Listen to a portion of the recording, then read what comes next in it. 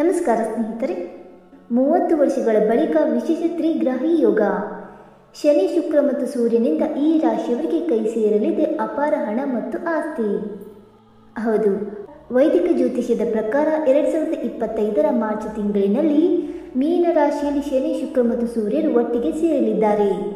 ಇದರಿಂದ ತ್ರಿಗ್ರಾಹಿ ರಾಜಯೋಗ ನಿರ್ಮಾಣವಾಗಲಿದೆ. ವಿಶೇಷವೇನೆಂದರೆ 30 ವರ್ಷಗಳ ಬಳಿಕ ಮೀನ ರಾಶಿಯಲ್ಲಿ ಸೂರ್ಯ, ಶುಕ್ರ, ಶನಿಯಿಂದಾಗಿ ತ್ರಿಗ್ರಾಹಿ ರಾಜಯೋಗ ನಿರ್ಮಾಣವಾಗುತ್ತಿದೆ. ಇದರಿಂದ 3 ರಾಶಿಯವರ ಬದುಕೆ ಬಂಗಾರವಾಗಲಿದೆ.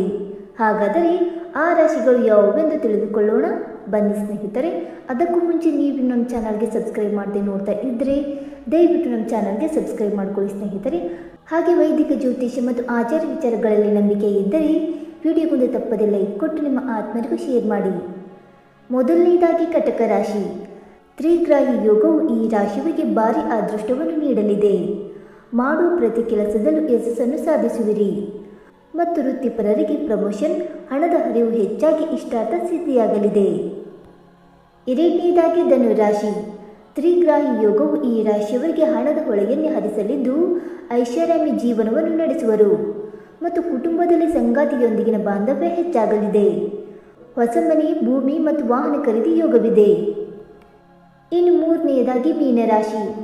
30 ವರ್ಷಗಳ ಬಳಿಕ ಸ್ವರಾಶಿಯಲ್ಲಿ ರೂಪುಗೊಳ್ಳಲಿರುವ ತ್ರಿಗ್ರಾಹಿ ಯೋಗವು ಈ ರಾಶಿಯವರಲ್ಲಿ ಆತ್ಮವಿಶ್ವಾಸವನ್ನು ಹೆಚ್ಚಿಸಲಿದೆ ಮತ್ತು ವ್ಯವಹಾರದಲ್ಲಿ ಪ್ರಗತಿ, ಕೆಲಸದಲ್ಲಿ ಯಶಸ್ಸನ್ನು ಗಳಿಸುವಿರಿ.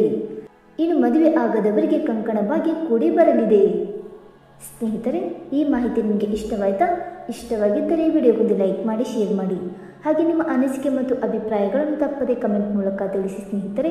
ವಿಡಿಯೋ ನೋಡಿದ್ದಕ್ಕಾಗಿ ಧನ್ಯವಾದಗಳು. Thank you so much.